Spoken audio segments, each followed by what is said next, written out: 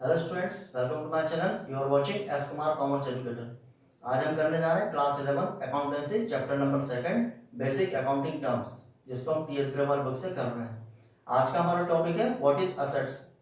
तो हम समझते हैं कि एसेट्स क्या होती हैं। So let's start. Single line definition हम समझते हैं। Economic resources of the entity which will give benefit in the future.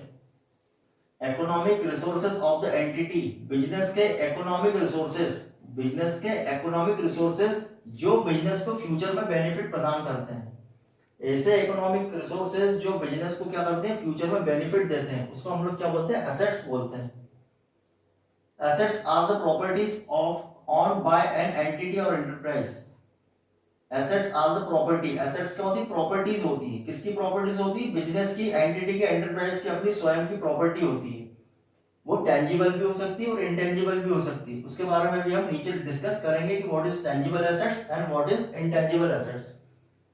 So assets are the properties of on by an entity और एंटरप्राइज। बिजनेस की अपनी स्वयं की प्रॉपर्टी, एसेट्स क्या होती है, बिजनेस की प्रॉपर्टी होती है जो उनकी स्वयं की, बिजनेस की स्वयं की होती है। They are the economic resources of the business. वो बिजनेस के क्या होते हैं, इकोनॉमिक रिसोर्सेज होते हैं। एसेट्स क्या होती है, बिजनेस की क्या होती है, इकोनॉमिक रिसोर्सेस होते हैं। इन अदर वर्ड, इसको हम दूसरे शब्दों में अगर समझे, anything which will enable the firm, वो सभी चीजें which will enable the firm, जो फर्म को इनेबल करती, कैसे, to get economic benefit in the future. Anything which will enable the firm to get economic benefit, मतलब वो सभी चीजें जो बिजनेस को फ्यूचर में बेनिफिट देती है, इकोनॉमिक बेनिफिट प्रदान करती है, उसको हम लोग क्या बोलते हैं, एसेट्स बोलते हैं। Example are assets are land, business की अपनी जमीन है, building, machinery, furniture, stock, debtors, cash and bank balance, trademark, copyrights and goodwill. ये एसेट्स के एग्जांपल है। बिजनेस की अपनी स्वयं का लैंड है, बिल्डिंग है, मशीनरी है, फर्नीचर है, स्टॉक है, डेटर्स है, कैश, उनके पास कैश अवेलेबल जो कैश है, बैंक बैलेंस जो उनका बैंक बैलेंस है, उनका ट्रेडमार्क, कॉपीराइट एंड गुडविल। ये क्या होती है, बिजनेस की एसेट्स होती हैं। अब ये फ्यूचर में बेनिफिट कैसे देंगे, जैसे हम मशीनरी की बात करें, मशीनरी, अगर कोई प्रोडक्शन कंपनी है, कोई प्रोडक्शन कंपनी जो प्रोडक्शन करती है, मैन्युफैक्चर करती है और सेल करती है, तो किसी प्रोडक्ट को बनाने के लिए क्या लगेगी, मशीनरी लगेगी। तो मशीनरी का यूज काय के लिए किया जाएगा, रॉ मटेरियल परचेस किया जाएगा, रॉ मटेरियल को कन्वर्ट किया जाएगा काय में, फिनिश प्रोडक्ट में। फिनिश प्रोडक्ट को क्या किया जाएगा, सेल किया जाएगा, और सेल करने से क्या होगा, बिजनेस को प्रॉफिट होगा। तो मशीनरी से क्या हुआ, प्रोडक्शन हुआ, प्रोडक्शन से क्या हुआ, प्रोडक्ट को सेल किया, और सेल करने से क्या हुआ, बिजनेस को क्या हुआ, प्रॉफिट हुआ। तो मशीनरी क्या है, मशीनरी एसेट्स है। क्या, क्यों, क्योंकि क्या हो रही है कि बिजनेस को फ्यूचर में बेनिफिट दे रही है, इसलिए कि मशीनरी क्या है, assets.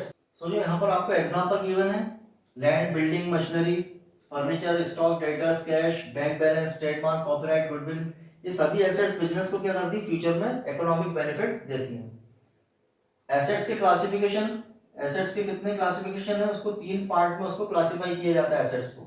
First, non current assets, current assets and fictitious assets. Assets के कितने क्लासिफिकेशन होते हैं, थ्री क्लासिफिकेशन। कौन कौन से, non current assets, current assets और फिक्टिशियस एसेट्स।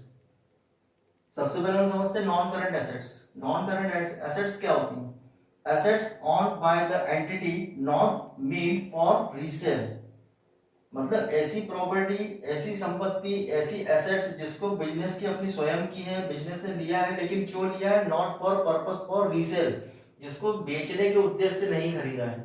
ऐसी एसेट्स जो बिजनेस की अपनी स्वयं की है, लेकिन कैसी है, वो नॉट मीन फॉर रीसेल, जिसको बेचने के उद्देश्य से नहीं खरीदा गया है। इसके एग्जाम्पल कौन कौन से होते हैं, फिक्स एसेट्स। फिक्स एसेट्स इसके एग्जाम्पल हैं कौन कौन से, जैसे बिल्डिंग, फर्नीचर, मशीनरी, ये सब फिक्स एसेट्स के एग्जांपल है, नॉन करंट एसेट्स के एग्जांपल है। मींस ये वो एसेट्स होती हैं जो बिजनेस इनका यूज कैसे करता है, लॉन्ग टर्म तक करता है। बिल्डिंग, अगर बिल्डिंग एक बार परचेस करते हैं तो उसका यूज कब तक होता है, लॉन्ग टर्म तक उसका यूज होता है। फर्नीचर बिजनेस अगर परचेस करता है तो फर्नीचर का यूज कैसे होता है, लॉन्ग टर्म तक होता है। मशीनरी अगर परचेस करता है बिजनेस, तो मशीनरी का यूज कैसे करता है, एक साल तक नहीं करता है, उसका यूज कब तक करता है, वो आने वाले कई साल तक मशीनरी का यूज करता है। तो ये वो एसेट्स हैं जो फिक्स एसेट्स हैं। और जिसका बिजनेस यूज कैसे करता है, लॉन्ग टर्म तक इसका यूज करता है। और इसको परचेस क्यों करता है, इसको सेल करने के उद्देश्य से परचेस नहीं किया जाता है। इसको क्यों परचेस किया जाता है, ताकि उनको फ्यूचर में इकोनॉमिक बेनिफिट मिले और जिसका यूज करके वो बिजनेस को ऑपरेट कर सके। तो ये लॉन्ग टर्म के लिए यूटिलाइज की जाती है। कौन कौन सी एसेट्स, मैंने आपको एग्जांपल बताया, फिक्स एसेट्स। फिक्स एसेट्स में कौन कौन सी आती है, बिल्डिंग, फर्नीचर, मशीनरी, लैंड, ये सब क्या है, ये फिक्स्ड एसेट्स हैं जो बिजनेस क्या करता है, लॉन्ग टर्म तक इनका यूटिलाइज करता है। तो नॉन करंट एसेट्स कौन सी होती है, assets on by the entity, ऐसी एसेट्स जो बिजनेस की अपनी स्वयं की होती है, बट कैसी, नॉट मीन फॉर रीसेल, जिसको बेचने के उद्देश्य से नहीं खरीदा जाता है। उस सभी एसेट्स को हम लोग क्या करते हैं, नॉन करंट एसेट्स बोलते हैं। ये लॉन्ग टर्म के लिए होती है, ये लॉन्ग टर्म के लिए बिजनेस इसका यूज करता है। इसको फिर से दो क्लासिफाई किए जाते हैं, नॉन करंट एसेट्स, जिसका एग्जांपल क्या, फिक्स एसेट्स। फिक्स एसेट्स को अदर, अगेन इसके कितने होते हैं, टू क्लासिफिकेशन होते हैं। कौन कौन से होते हैं, एक तो tangible assets and intangible assets. Non current assets का मैंने आपको एग्जांपल क्या दिया, फिक्स एसेट्स। फिक्स एसेट्स में मैंने आपको बताया कौन कौन सी एसेट्स आती है, बिल्डिंग आता है, फर्नीचर आता है, मशीनरी आती है, जो बिजनेस इनका यूज कैसे करता है, लॉन्ग टर्म तक करता है और ये बेचने के उद्देश्य से परचेस नहीं की जाती। तो फिक्स एसेट्स को भी दो क्लासिफाई किए जाते हैं। दो क्लासिफाई इसके कौन कौन से होते हैं, tangible assets and intangible assets.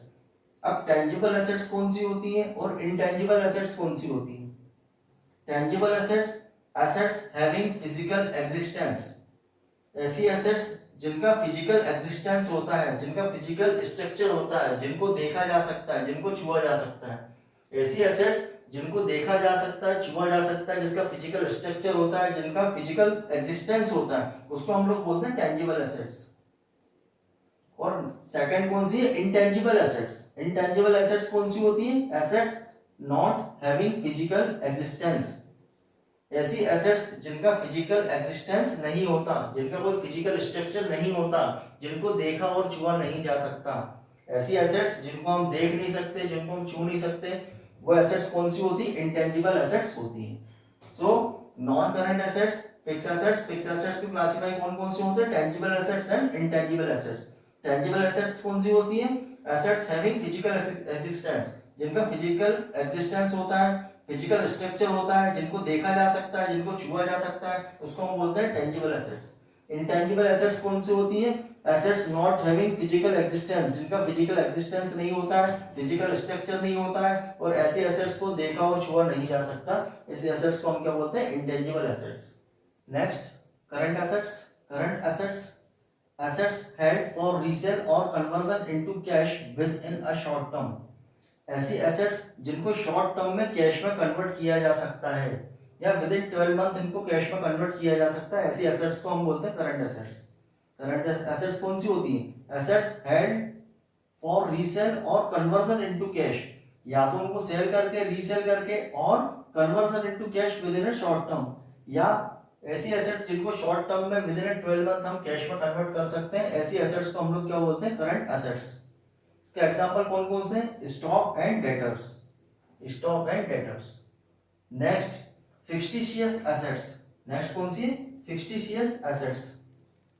अब फिक्टिशियस एसेट्स क्या होती है, आपने नॉन करंट एसेट्स को समझा, करंट एसेट्स समझा। नॉन करंट एसेट्स कौन सी होती, लॉन्ग टर्म के लिए होती है। करंट एसेट्स जिनको शॉर्ट टर्म में कैश में कन्वर्ट किया जा सकता है। और एक कौन सी होती है, थर्ड क्लासिफिकेशन क्या है, फिक्टिशियस एसेट्स।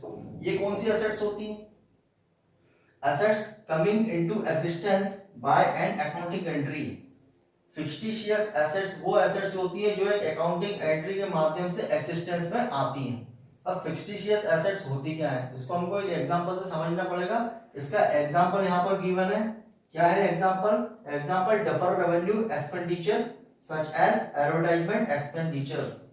एडवर्टाइजमेंट एक्सपेंडिचर, अब एडवर्टाइजमेंट एक्सपेंडिचर क्या होता है इसको हम समझते हैं। एडवर्टाइजमेंट, कोई बिजनेस एडवर्टाइजमेंट क्यों करता है, अपने बिजनेस को प्रमोट करने के लिए, अपनी सेल बढ़ाने के लिए और ज्यादा प्रॉफिट अर्न करने के लिए कोई भी बिजनेस क्या करता है, एडवर्टाइजमेंट करता है। अब एडवर्टाइजमेंट जब किया जाता है तो एडवर्टाइजमेंट पे एक्सपेंस किया जाता है। अगर हम एडवर्टाइजमेंट करते हैं या बिजनेस एडवर्टाइजमेंट करता है तो वो क्या करेगा, एडवर्टाइजमेंट के लिए क्या करेगा, कुछ पे करना पड़ेगा। तो अगर पे करते हैं तो इसलिए क्या है, ये एडवर्टाइजमेंट एक्सपेंडिचर। सपोज टू भी किसी बिजनेस ने 5 लाख रुपीस, सपोज टू भी किसी बिजनेस ने क्या किया, एडवर्टाइजमेंट किया, कितने का एडवर्टाइजमेंट किया, 5 लाख का। अभी 5 लाख का एडवर्टाइजमेंट हुआ है, अब ये 5 लाख रुपए का अगर हम एडवर्टाइजमेंट करते हैं तो इसका बेनिफिट हमको इसी अकाउंटिंग पीरियड में नहीं मिलेगा, या फिर इसी साल इसका बेनिफिट नहीं मिलेगा। अगर हम एडवर्टाइजमेंट करते हैं तो उसका बेनिफिट हमको क्या मिलेगा, आने वाले कुछ साल तक उसका बेनिफिट हमको होगा। जो हम 5 लाख रुपीज अगर एडवर्टाइजमेंट करते हैं तो उस एडवर्टाइजमेंट का हमको बेनिफिट एक ही साल तक नहीं होगा, आने वाले कुछ साल तक उसको हमको क्या होगा, उसका बेनिफिट होगा। तो हम क्या करेंगे, सपोज टू भी अगर हमने 5 लाख रुपीज का हमने क्या किया, एडवर्टाइजमेंट किया। अब इस एडवर्टाइजमेंट का बेनिफिट हमको कब तक मिलेगा, हमने एज्यूम किया कि उसका हमको कब तक मिलेगा बेनिफिट, 5 इयर्स तक मिलेगा। हमने जो 5 लाख रुपीस एडवर्टाइजमेंट में एक्सपेंडिचर किया है उसका हमको एडवांटेज बेनिफिट उसका हमको कब तक मिलेगा, आने वाले 5 साल तक उसका बेनिफिट हमको मिलेगा। तो हम क्या करेंगे, इसको क्लासिफाई करेंगे। ये 5 लाख रुपीस को हम क्या करेंगे, क्लासिफाई करेंगे। क्लासिफाई कैसे करेंगे, इसको 5 इयर्स में हम कन्वर्ट करेंगे। इसको हम क्या करेंगे, 5 इयर्स में हम इसको डिवाइड करेंगे कि 1 lakh, second year 1 lakh, third year 1 lakh, fourth year 1 lakh and fifth year 1 lakh. तो जैसे हमको 5 लाख का बेनिफिट आने वाले 5 साल में मिलेगा, एक साल में हमको 1 लाख का बेनिफिट हो जाएगा।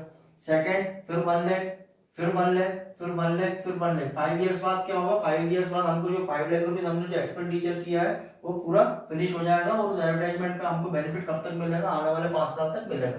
तो जब हम उसकी अकाउंटिंग एंट्री करेंगे तो हम करंट अकाउंटिंग पीरियड में तो उसको 1 लाख रुपए हम लोग क्या करेंगे, एक्सपेंडिचर में शो करेंगे। अगर हम current year current accounting period में जो हमने 5 लाख रुपीस एक्सपेंडिचर किया है उसका बेनिफिट हमको इसी ईयर में नहीं हो रहा, इसी अकाउंटिंग पीरियड में नहीं हो रहा। इस अकाउंटिंग पीरियड में तो हमने उसका क्लासिफाई कर दिया, 1 लाख रुपए का हमको बेनिफिट हुआ इस अकाउंटिंग पीरियड में। तो 1 लाख रुपए हम क्या करेंगे, उसका एक्सपेंडिचर शो करेंगे करंट अकाउंटिंग पीरियड में। हम क्या करेंगे, उसका 1 लाख रुपए 1 लाख रुपीस हम शो करेंगे एक्सपेंडिचर कि हमने एडवर्टाइजमेंट में एक्सपेंडिचर किया है।